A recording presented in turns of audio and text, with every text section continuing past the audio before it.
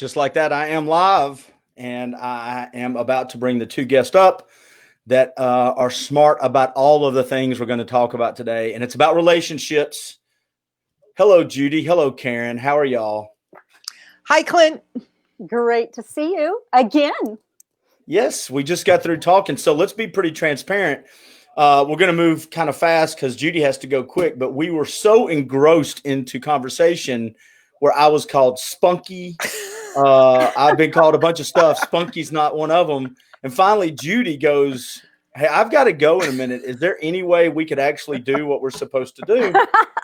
And I said, "Sure." So here we are. Boundaries are good for relationships, right? Yes, they are. Yeah. And I did not take you setting a boundary personally, Judy. So see, we're both being mature. There you go. And that's something else we talked about. Yeah. All right. So I've had multiple conversations with just me and Karen. I've had multiple conversations with just Judy and I. We pulled Chastity Snowden in on one a couple of months ago. The reason I say that is it seems like every time we get together, when we first started talking, they were broad topics, conversations. Then we started having these ideas of narrowing the topics down so you two could use your skill sets. I'm a little curious about this one today, and I'm sure I have an opinion on it. But the topic is, ladies and gentlemen, judgment. Okay. So now that I've thrown it out there, Judy and Karen, Judy, you can go first. Give everybody the thumbprint, the thumbnail sketch of what you do, and then what do you mean by judgment? And then Karen, when she's done, what do you do, and what do you mean by judgment? All right. I am an author of Beyond Messy Relationships. I am a therapist, a mental health therapist, and I've just got to say this really quick because my book, just minutes ago, audiobook form of Beyond Messy Relationships just is out in the world. So I'm really excited about that. So I do see clients, I train therapists, I do webinars, I see people by way of telemental health and face-to-face outdoor counseling sessions. And I'm moving in the direction of consulting and learning and growing and making a difference in this world. The timing of my book is definitely phenomenal. I think especially with the climate that we are dealing with here in the United States. I have learned a whole lot from one of my mentors, Richard Rohr. I've learned about what dualistic thinking is. We have Democrat, Republican, we have right or wrong. So what judgment is, it's putting people in either one camp or the other. And it actually can be damaging to your mental health. There's actually some mental health diagnoses, obsessive compulsive disorder, obsessive compulsive personality disorder. So from a mental health perspective, we need to be able to recognize what judgment is. It's saying I'm right and you're wrong. And I have a term that I use in my counseling and also in programs. I call it what you call master talk. Master talk is putting yourself in a position of, that other person, their motives, their feelings, and you make judgments on it. And what's really happening is you're putting yourself in a position of like you think you're God. Now, I know every one of us, whether it's a 12-step program, whether you are a religious person, a person of faith or not, it is extremely bad for your mental health to go around in this world and thinking that you are God and judging people or even judging yourself. And that being the bottom line. It's very limiting to one's well-being.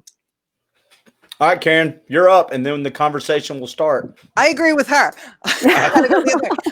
My name is Karen McMahon. I'm the founder of Journey Beyond Divorce. I am a relationship and a divorce coach. I am the host of the Journey Beyond Divorce podcast, and I'm the author of Stepping Out of Chaos. And I have a team of coaches around the country, and we help men and women navigating either mending their marriage or the before, during, or after stages of divorce. And we have a specialty within that of supporting people who are going through particularly high conflict divorces. And so the topic of judgment is very present every day in the work that I do. And judgment, Judy and I come at these topics from such a great similar and different perspective. And so what I'll say about judgment right off the bat is it's having a critical eye. During the course of our conversation, I'd like to talk about the difference between judgment and discernment. Being judgmental and being discerning. One of the other things that I think is really helpful for us to touch on today is how to shift from judgment to curiosity. And I will say that the more judgment that you have in any relationship that you're in, the more you suffer because your emotional energy plummets. And the less judgment you have, the more often you're going to live in compassion, peace, and joy. And so that's my 2 cents on judgment before we kick off. Well, and I have 5 or 6 different questions written down or topics, but I want to ask, and I think I'll make an assertion, and one of y'all can jump in and correct me. But judgment, the spirit of being judgmental, is that natural thing as well. In other words, you're never going to have a life where you're not being judgmental of yourself or other people. And it's usually there for a reason. It can be a red flag. It can be like to set up boundaries. But if you find yourself judging other people, that's not something that's out of the ordinary, right? I mean, that's part of who we are, is to judge people. It's so human, isn't it? so human. Please tell me that's natural. I'm For sorry. the love of God, tell me that's natural. I may have come across kind of like, whoa, this is bad for your mental health. But yeah, I mean, so anyway, forgive me if I came across too strong. No. But it is so common and it is so human. And I love, Karen, what you said, because the antidote to judgment is curiosity. And believe it or not, you cannot hold judgment in your head and your brain and curiosity at the same time. It's 2 different areas of the brain, 2 different areas of the mind. So how to switch and be curious. And it's so hard sometimes, isn't it? Probably more times than not. Yeah, I would agree. I think that, there's a normalcy about it. We all do. We see things and we immediately label, right? Like that's a pretty typical thing. I think that the beauty of this conversation and the work that we do is the more conscious I become of why I'm labeling and what I'm labeling, the more opportunity I have to shift to a healthier, a more open-minded perspective. And so when we judge, and I'm going to just throw the elephant out in the middle of the table right now. Like, we're in the middle of figuring out who's going to be running our country next, and the election's up in the air. And that's like this very poignant, everyone's got a lot of strong feelings about it. And so when we judge, we close off the opportunity to learn and grow. And that's what curiosity does. And so if I'm a liberal and you're a conservative, and I don't want to engage in understanding what it is about the conservative agenda or the candidate who's representing the Conservative Party, then I'm just staying in my own little world, and I'm not growing, I'm not learning, I'm not expanding in any way. And so judgment also kind of shrinks us or keeps us stagnant, whereas shifting to curiosity opens up the world for us. Well, I wrote some words down while you're saying that, because here's I wrote down the words we use when we talk to others is super important, especially and also with ourselves. So here's, when you just said that, Karen, I'm sitting there thinking about my friends on Facebook, and we can shift this to, personal relationships. But when you use words like you all or they all, if you did this, then you are that. You always, all the time, these big general, they sweep up all the garbage in the room. Right. And if I happen to disagree with you, whether it's about politics or where we should go eat that night or how we handle the money, well, if it's always that you're bad, and now we're arguing about the word. I don't always do that, and we're not talking about the problem, right? So the words we use actually will start telling people we're judging them. And put them in their little box. Did we get, as far as relationships go, we have this space between, right? And who we are in that space between myself and another human being. you get into what you just described, Clint. You get into what you call an accusation defensiveness dance, right? And then you're right. It gets you off of the topic. It gets you off of that curiosity mode because you're putting so much energy into either defending yourself or accusing the other person, right? Yeah, I'm not always like that. You are too. Meanwhile, back on the ranch, the problem's sitting over here not getting fixed, and we never address it. We have a fight about the fight, then we make up, and it happens again the next time because we never fixed the problem. And it's I like to look at it as context versus content, right? And so contextually, if I were to sit down with you, Clint, and we were to say, let's talk politics, and I don't know what your politics are, but let's say you're a lifetime Republican, I'm a lifetime Democrat. Let's talk politics and let's just create some agreements, right? Which we do in coaching and therapy all the time. We're not going to speak over each other. We're not going to try to create our argument when we're supposed to be listening so that we can learn. Like, you create a context, a safe space to engage. And then the opportunities are tremendous. You start saying something and my heart starts beating. I'm so triggered by what you're saying. I have such a strong passion about this and I can feel it. And so then I feel my emotions going up. But if it's a safe space, and I could even say to you, Clint, I need a minute here, and I want to share with you what I'm experiencing. It's like this whole beautiful, brilliant engagement and interaction can happen. And the exact same thing can happen between two partners who are struggling and are locked in their position. And that's, I think, what you're talking about. People get locked in a position which is drenched in judgment. I'm right and you're wrong. I'm good and you're bad. Well, I just think it goes back to practice. If you want to put a tool in your toolbox from Clint's perspective, after talking to people like Judy and Karen, is become cognizant of the words you use, be more intentional with them. And I'll be honest, one of the things that I wish I had done a better job of when I was in relationships is giving myself permission to slow the conversation down. And I know that sounds, everybody goes count to 10, and everybody out there goes, well, of course. We all say, of course, but do you know how many times I'm waiting for your lips to stop moving before I say my gotcha? And I gotcha. And next thing you know, I'm sleeping on the couch. Yeah. I may be, hey, listen. And the problem is, am I right? Do I want to be right, or do I want to have a relationship? Right. Because sometimes being right's not right. That's awesome, Clint. So proud of you for sharing all that. Yeah. I wish I'd have known it 10 years ago, but thank you. But you know what? You know it now. And whether or not you are in an intimate relationship, you practice that. You do it because, you know, if you got grown kids or whatever, coworkers, you practice all of these things because it just doesn't happen. And you're practicing with others. It really does help.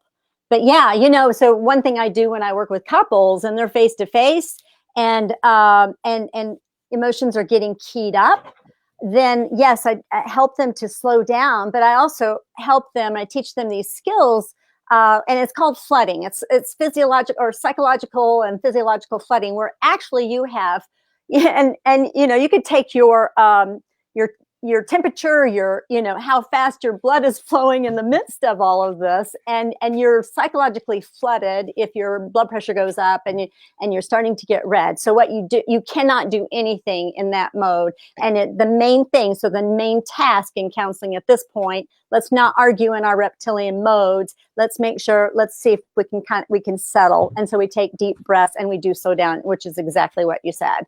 But I also teach couples that if they are flooded by their partner, to gently, like in their face-to-face trying to do a dialogue, gently put your hands out and say, hold on, let me just, and I do guide them to let's talk about one issue at a time, because we can go in all different directions and it can really build up big time. You end up fighting three people at once. Three arguments at the same time. Yeah. Yeah. And a whole lot more than that. It's like a rabbit trail. Yeah. And I think that the other thing you said a few minutes ago, Clint, is about, having good judgment.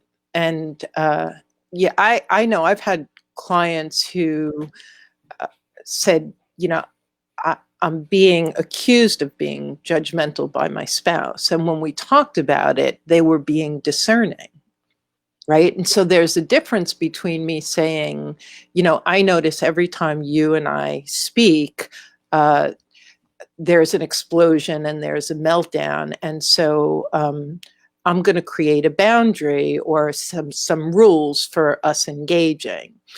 It's not calling you an idiot. It's not saying you're bad. It's saying I'm discerning that I need some safe structure and a boundary here. That's discerning. That idiot who I was talking to yesterday, who doesn't know that's judgment. And so I think that what's really important is that we understand that being discerning is brilliant, and it's something that we grow and we learn over the course of time.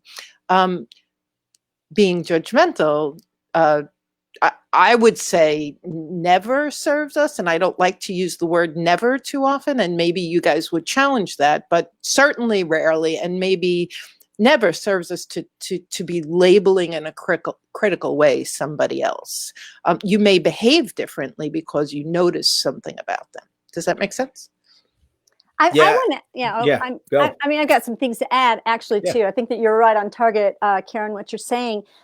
So what happens, at least I see this really playing with the couples that I work with, that let's just say she is saying, well, he rejects my feelings, but she might be coming across to him and saying, I feel like you are doing this on purpose, or I feel like X, Y, and Z. And so then that feeling that she thinks she thinks that she is expressing a feeling, but it's actually a statement. And it's actually a judgment on her end, okay? And then if he rejects it, or he's like, backed into this corner with this accusation defensiveness dance, and then she can leave that interaction and say, well, he just rejects me. I try to be vulnerable. He rejects me. So one of the things that I think is extremely crucial for all of us is to know how to differentiate or discern between feelings and thoughts or judgments or statements. And that sometimes is very hard to do, because I'll ask people, well, what is it you're feeling? Okay, I think that blah, blah, blah, blah, blah. I feel that, right? They do that all the time. That. Yeah, I feel that you don't know what you're talking about. Exactly. So here's a simple way to discern that. If you can say, I feel without the word that, then it's likely a feeling. I feel angry, or I feel irritated, or I feel whatever the feeling is. But if you have to say, I feel that, it is actually going into a judgment or a statement. So it's kind of but it takes some practice to do that. Well, that's what I was going to ask. All this sounds really good. I love it.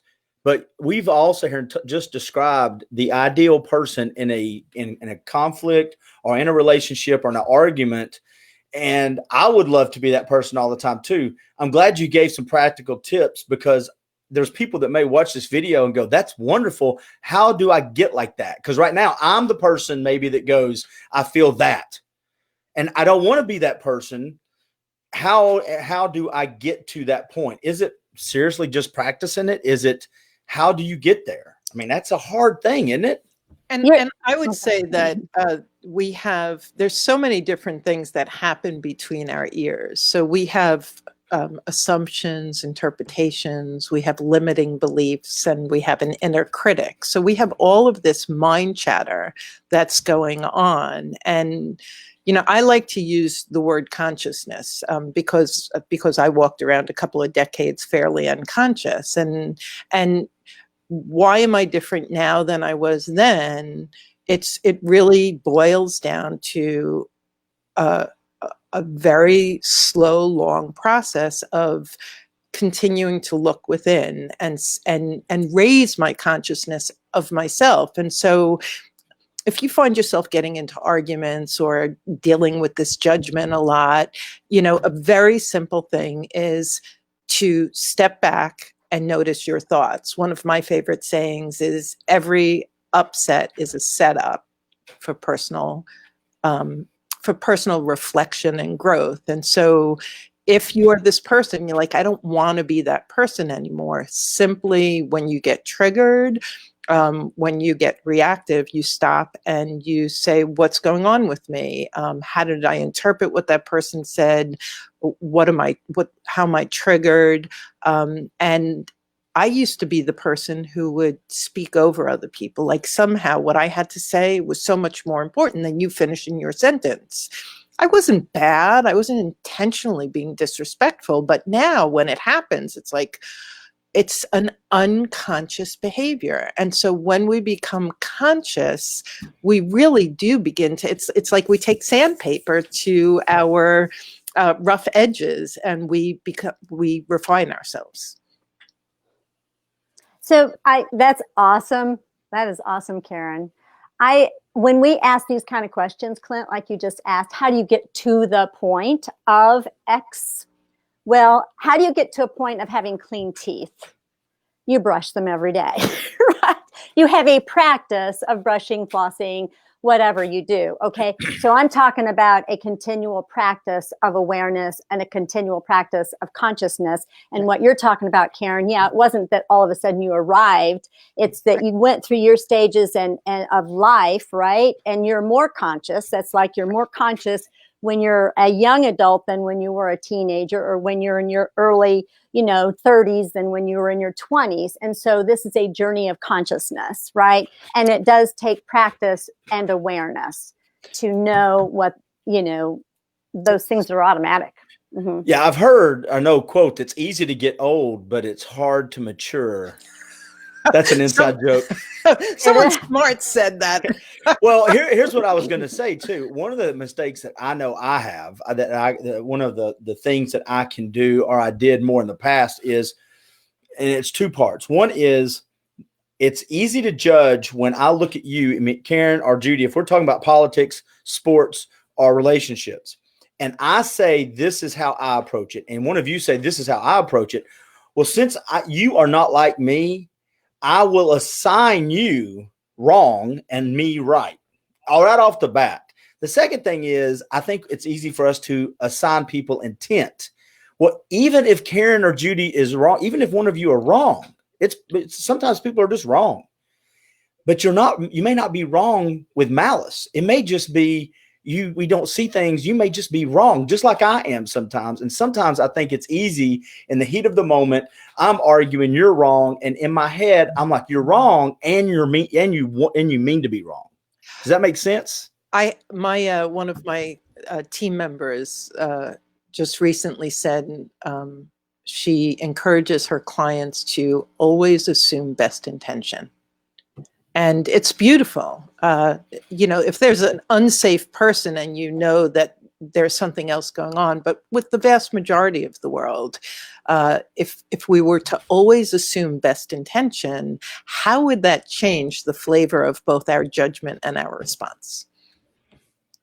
Oh my goodness, hugely, hugely. Recently, I'm working with a couple and gave them an assignment every morning to think of 3 things that they're thankful for the other. And then there's this, without even, anything that they could put their finger on. They couldn't really identify why are we doing better than we were before? It's because they had been nurturing this attitude of gratitude. That's something that they didn't do before. And it happens, and a lot of times you can't put your finger on it, but it's the intent. Does this person is this person a person of goodwill? And you're also talking about shifting perspective, right? So it's like, am I seeing the glass half empty or the glass half full? Whatever the situation is, can I see the thing that I can be grateful for in this, as opposed to the thing that's irritating me in this? And I like to say our mind is like Miracle Grow. What we pour into grows. And so you got the weeds, which is the criticism and the negative, and you've got the flowers, which is the positive. And that gratitude, and which is a shift from judgment, is just pouring into the positive. The more we pour into it, the more we have of it. And the ratio of positive to negative, in order to be even, is going to be like about 20, especially if you've got lots of stress in your relationship or in your brain. 20 positives to every 1 negative will even things out. Okay. So neuroscience wise, we're talking about a neuron of the brain, gazillions of neurons and cells. You have a negative thought on that neuron, and it's going to stick like Velcro. Okay, and then a positive thought on the very same neuron is going to slide off like Teflon, unless you ponder it for 15 seconds, 12 to 15 seconds. So that's why we need to think on things that are like, we need to go to art museums. We need to be outdoors. We need to ponder and saturate our bodies, our souls, our minds with positive experiences and let our bodies feel that. Because that's like the oil of your engine, right? It's like if you've got some metal rubbing up against each other in the engine, you don't have enough oil. We need to put that in, and that's what those positives are. You know, I listened to a bunch of stuff, but I like, and I know he's cheesy, so people can get over it. I have no ego left in this world when it comes to this stuff, but I like Tony Robbins. I like a lot of what Tony Robbins believes in, and he does this exercise in rooms of 50 people or 1,000 people, and he'll say, all right, everybody, for the next 30 seconds, I want you to look around the room and look for anything that's red. And they take 30 seconds, and then he says, okay, name it off, and they start naming stuff off, and then he'll say, okay, now what's blue? And nobody knows. They're like, I can't figure it out. Why? Because they weren't looking for it. And it's the ultimate lesson, the rhetorical lesson there. The point is, it is so true. We say it, but very few of us practice it. If you start your day off intentionally looking for the good in your spouse, in your fellow Americans, in your life, if you find the good, it's amazing what that does for you the rest of the day. But you nailed it, Judy, too. You got to do it every day. You don't do it on Tuesday, and I've done it now. I'm good for the rest of for the next 10 years. Yeah. I'm sorry. I just got to make sure I give credit where credit is due. That illustration of the Velcro and the Teflon, and that is from Rick Hansen, and he does have a podcast. He has a book about all that too. So I'm sorry. I just wanted to make sure I inserted that. Go ahead, Karen.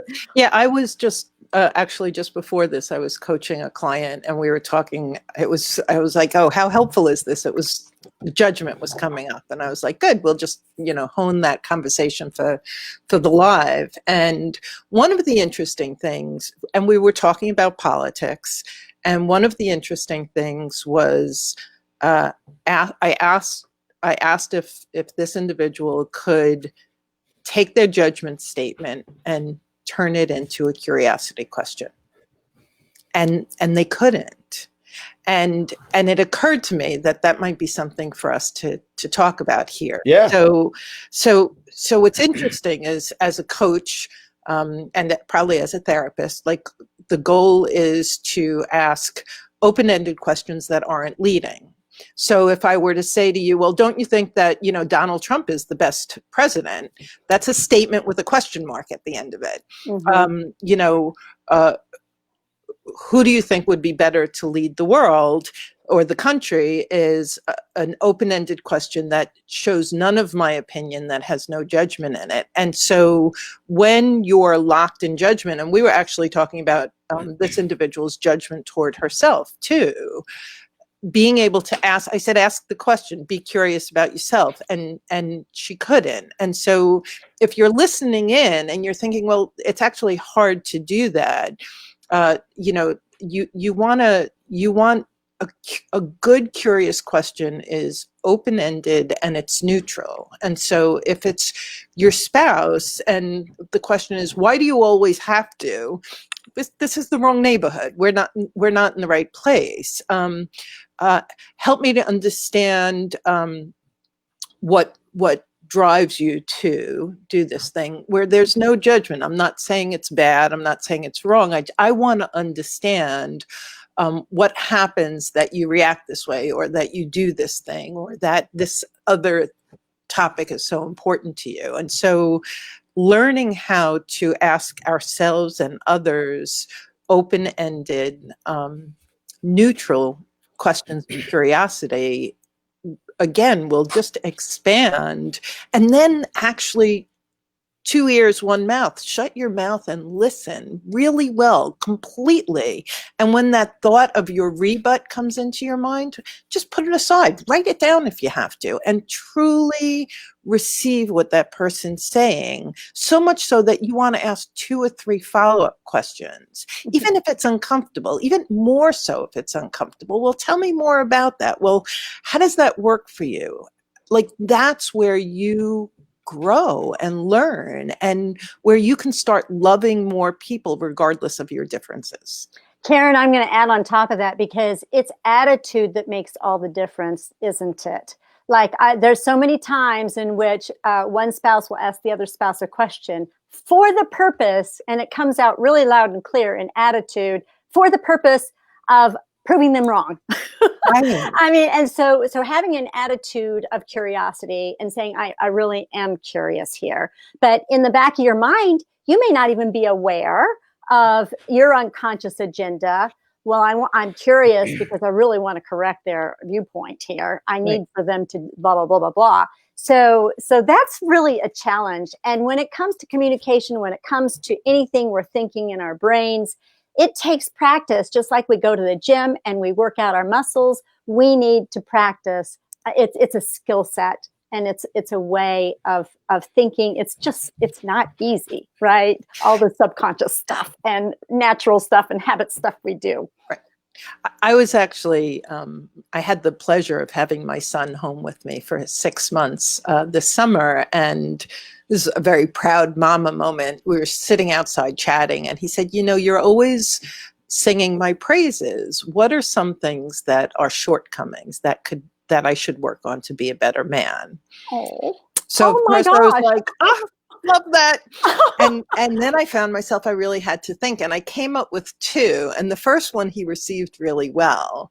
And then the second one, my son he has a very high IQ, and he's super fast on his feet. So debating with him, since he was actually even young, was challenging because he was quick. And I said, you listen to so many podcasts, you have so much great information, and then you take a stand.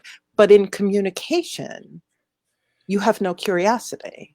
And so when you take a stand and you tell me what your belief is and why, there's no space for you to listen to my perspective and maybe expand yours. And it's exactly what we're talking about. It's that it's not judgmental, but it's like, because I know and I can't step into curiosity, I am just going to hammer you until I exhaust you and you hear or you shut down. And so again, that curiosity allows for all of those dialogues to invite both people to expand what you think you knew. I got to pause for a moment. I'm sorry. Yeah. I got to pause for a moment because I, you know what, Karen, I want to commend you. You are a remarkable mom, because for an adult son to ask his mom those questions I was speaks volumes. Oh my gosh. It speaks volumes to the health and well-being of your mother-son, adult-son relationship. There's so many people that don't have that. I just really want to, I want to take time just to notice that and commend you for that, because it's beautiful. It's very beautiful. And look at you being affirming. That is such a good thing. Well, because I'm a mom too, right? I've got adult sons too. It's like, well, and a lot of times we get into relationships and we play verbal jujitsu. In other words, I'm trying to get you to tap out. I'm asking questions. It's like an attorney, right? I'm asking these questions I know the answer to. And if you answer the way I want you to, it's going to end up with me going, see, right. And that's when other people stop answering questions. After a long period of time, they get that you're not asking questions because you care. You're asking questions just to show me how wrong I am. And they'll just tap out like jujitsu. They just go, I'm not talking about it right now. And you go, why? Because I know how this goes. I know where this destination leads us. And I wrote this down. I did a podcast recently, and it's called The Second Why, and it's for salespeople, and it's and for yourself. And the reason is salespeople and us as individuals, we are moving so fast, and we have this big drive. And we're really good, I think, at asking why. Like, well, why don't I want to do that? Or what happened? Why did that happen? And we give these short answers that serve us. I don't think they serve us very much. That's just not who I am. I'm too busy. I can't get up early. Whatever your habit, whatever your excuse is. Right. If you slow down, though, and ask yourself, okay, but why the second time? Well, is it that's not me, or is I just don't like doing that task? Is it really not me, or is it something I'm not good at, I'm avoiding, and I'm procrastinating? Is it, if you say you're too busy, is it really that I'm too busy, or I'm scheduling things that I like to do and not things that I need to do? Usually I have found it's the second why in a relationship, whether it's with other people or myself, where the real work begins. Because if I just accept the fact that this is who I am, then I'm not curious about myself. And so everything you two are saying, I keep thinking, I don't need just to ask from my spouse. I need to be asking from me. Yes. And that's the hard part. And you're describing, like, I would say you're the second why gets under the cover story. So often I'll ask a client a question and literally a fraction of a second passes and they're answering it. And I'm like, well, let's slow that down a bit. Like, I actually want you to just sit with the question. Let it percolate. Yeah, you both did that to me, and it sucks. But continue on. Continue on. Well, hey, let me ask you. It's probably not the second why. Could it be the third or the fourth or the fifth or the sixth why? As long as you don't. Like if you say, well, I'm just, I'm too busy, and then you ask, well, why? And then you get deeper with every answer. Yeah. So it's probably the fifth or sixth why, right? Yeah. And I think that concept of slowing down is so powerful. I think that we're all feeling like, and even when I'm in a relationship, in a coaching relationship with someone I've been working with, it's that tendency, oh, you asked a question, I have an answer. It's like, okay, so that was your cover story. Let's get below the cover story and let's explore. And the cover story is always the kind of knee-jerk, this is who I am, this is why I do it. Well, what's that about? And what's that about? And now we're actually in this brilliant exploration. And I think that's what you're talking about. And that's where we learn about ourselves and others. It is. And I want to, let's say that we're talking to somebody who's out of the relationship now, because I think a lot of this has relevance, is relevant in a relationship or out. But I also have friends that have been divorced, or they were in a long-term relationship and they're out of it. And they're judging their ex based off how they knew them then. And they're not giving their ex any room to be a different person either. Because you may have changed, but I only knew you then. Don't you find that can be just as limiting for me when I'm trying to do this either co-parenting or trying to keep that relationship, is I'm judging you still based off what you were 10 years ago or 6 months ago. Yeah. And there's this statement. I was just talking to someone the other day, and she was like, my mom will never change. And I said, do you really want to speak into that? How true is that? What's the possibility that mom has years ahead of her, and that we all can change and we all can grow? So part of that is, oh, my spouse is always going to be, or my ex will always be. Why? It's that mental thought. Why slam that door closed on that person? Unless you want that person to always be limited, always be whatever that judgment is, whatever you experienced. Unless that's like good for them, good for you. Why speak into that? Well, I'm gonna just take this whole concept a little bit further, because maybe mom won't ever change. But you are in a relationship with mom or spouse or whatever, that you have the ability to change that dance that you have with them. In other words, that relationship pattern. So it's a matter of, okay, if who I am in relationship with won't change, and there's not been a track record of any kind of transformation, no matter what I do, I can choose to make some either healthy boundaries, and a lot of times that does separate, you're going to have to relate in a different way, right? You relate in a different, but more wholesome way. And And when we change, everyone around us, Exactly. the dance changes. And so whatever that looks like, whether they run away or they put their dukes up or they like everything changes. When you change, everything around you begins to change a little bit.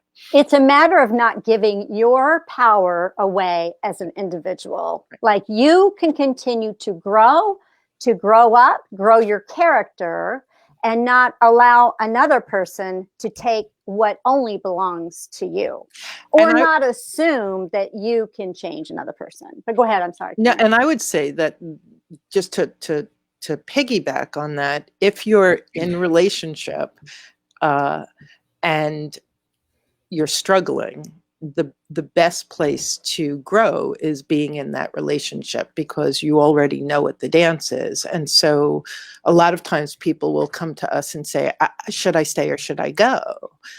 Well, if you want to do the work, it doesn't matter. That question will be answered. Where you are right now is the best place to start doing your work. And so you start paying attention to yourself. You start noticing your own reactivity or shortcomings or insecurities or wounds or whatever it is, and you begin to grow.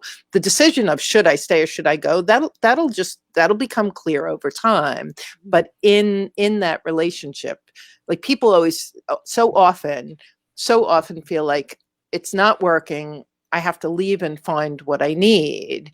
And the value of it's not working, let me stay and work on myself in this not working thing. And then the door is going to be open and the obvious next decision is going to unfold. I do. I've got to tell you that I don't know if there's any studies or needs to be. If not, I need to do it. But I do deal with a whole lot of professional women, high achieving women who are in relationship with men, with their husbands, and more often than not, they outgrow them. And so how can we, and that's a real problem, isn't it? Because you can change. And then that change in you many times becomes a real distance between you Absolutely. And that spouse. And so the dance is going to change, the music and the rhythm's going to change. And so we've got to have two that are willing to grow and to grow up. But if one's going to stay in that 22-year-old way of thinking when they're in their 60s, that's a problem. Well, and it's so interesting. My ex-husband came to me and said, "You changed," and I was like, "Yes." I did. He goes, "I didn't." I said, "Yes, I know you didn't." We're in total agreement here. Yeah. And honestly, any kind of conflict that a couple's going through, it is an invitation for growth. It's an invitation for connection and an invitation. So when you're raising kids, like your before kids stage of life is so different than after you've been married and say you're in the empty nest stage of life. It's the relationship that it's invited to change. It does not need to go back to what it was before. There needs to be maturity, closeness, and this growth resilience dance is what I call it in my book. Looking back on relationships, there's some things that I actually had conversations with my ex and apologized for things that I did not notice that I needed, that she was enjoying more, that I just kind of checked out on. She admitted there was the same with me. So we were growing, and I don't even think growing's the right word to me, because change is a better word. Because growing means that I'm doing something that's better. It just may be different. Our likes may change. We like doing that. Now we like doing this. But the challenge that we faced and the challenge that we failed at, I think, was communicating, setting up such a safe place to talk about those early on. So we were inviting the other person in to be part of it. In other words, if I don't have a way of communicating with the significant other that's safe and honest and on a consistent basis, then you will look up 6 months, 2 years, 10 years, and they have changed. Mm-hmm. And it's not that they did it to be mean to you. They did it because it's natural. And y'all never took the time to figure out how to talk about it. It was happening. And it happened with you too. Even if your ex-husband said he was the same, he may have been the same in a lot of ways. There's a lot of ways he wasn't. Yeah, absolutely. He had changed too. Right. And I think it helps us when we judge exes or current relationships, because if I can judge Karen and Judy based off what they're doing, then it justifies my reactions. Mhm. It's self-serving to judge you, because that means I don't look what she's did. Look at that. Of course I acted the way I acted. Look at what Judy did. Mhm. Can you believe Yeah. Karen did that? I had to act that way. Yeah. All It's right, so good. interconnected. We are designed for relationship in the core of our beings. Well, Judy, you've got a hard out in about 8 minutes. So I want to give both of you the opportunity, because it's been a conversation about judgment. And sometimes I have a tendency to take conversations not linear, but in these little, like hitting the bumpers on a bowling alley. I want to make sure you both have the opportunity to say things about judgment, either advice to people, tips, something that you want them to walk away from this about judging either others or themselves. And Judy, why don't you go first? And that way, if by some chance I get long-winded here in a minute, you can just click your button and leave. We've heard from you. Yeah, I think the biggest challenge for most of us is a lack of self-compassion, and we do judge ourselves. And when we judge ourselves, and we have this harsh critic, we've talked a little bit about that, then it does go outward and it projects. So doing your own work, whether that is with a therapist, whether that's with a coach, whether working with a spiritual director, getting to the point where you can wake up in the mornings and just love yourself. Thank you, God, for my beautiful life. And when you walk around on this planet with that kind of an attitude, you're going to have love oozing out of you. And, there's not going to be room in your heart.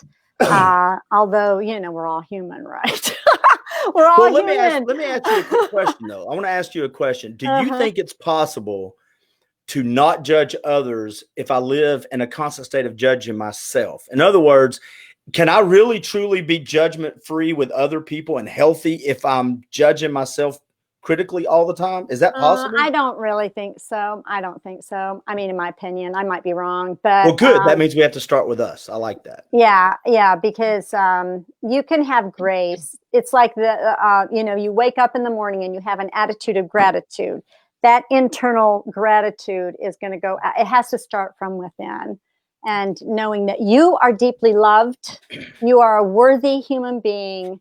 Your life matters. And if you can start there, and then you're gonna be able to do that with others. But here's the thing: we get in relationship when we are judgmental of ourselves, and we will attract a person who's also judgmental of themselves. And then we've got this judgment back and forth, and we just hang out with people who are grateful. Hang out with people who have good mental health, and you're going to be more like you are a whole lot like the people that you hang out with. The 5 people you hang out with the most are the people that you're most like. Then I'm just like my 80-pound 13-year-old dog. So that's awesome to hear. It's the only person I hang out with now. Karen, what do you want to say? And then before we leave, I want you both to tell people how to find your content.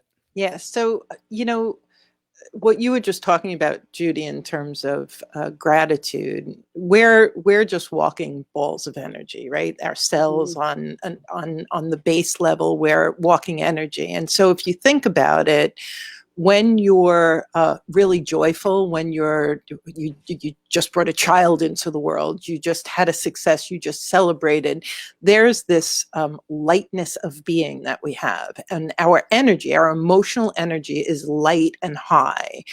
And the opposite, when you feel like you've been attacked, when you're really afraid, when you're in a toxic relationship and you're dealing with conflict, your energy is very low and dense, and your ability to do things and your ability to even see possibility is diminished. It's almost like you're looking at a peephole in the dungeon when you've got that lower energy. And so with judgment, when we're in those high energies, we kind of slough off. It's like things aren't a big deal. We let things go more. We see the silver lining. We see the possibility. And when we're in those lower places, it's like we're reaped in judgment. We have this like wet, moldy blanket on us of judgment. And so where you are is going to determine what that level is. And what we talked about all along is, well, what do I do about that?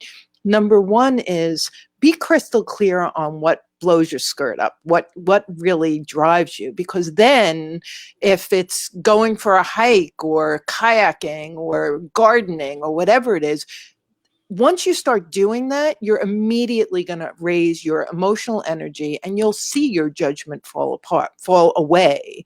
And then when you're in the lower stages, to be kind and gentle with yourself. I think, Clint, you said it. It's like the more self-loving we can be, the more we will levitate to the higher emotional energies. And to your point, Judy, we are magnets. And so wherever you are in your judgment, you will meet your match.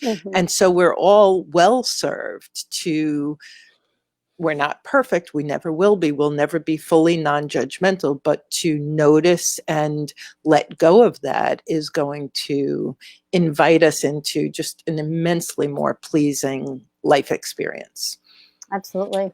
All right, Judy, tell everybody how to find all of your content. And especially, I think you have a new ebook out that's today, an Audible. I mean, not ebook, an Audible book. Audible book. And I'm like so excited because I found out like just moments before being here that it is available. You can get it. I use Audible, or get it from Amazon or probably other places.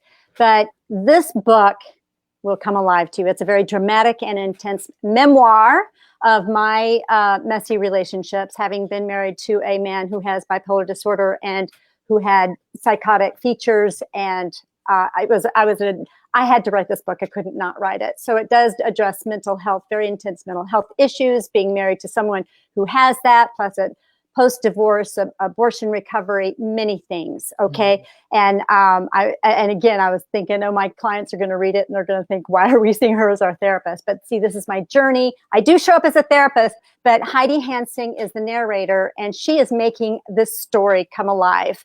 And I just would encourage you to read it. You can get it anywhere books are sold. And it's also on my website, judycounselor.com. You can go to messyrelationships.com. Sorry, I'm so long-winded.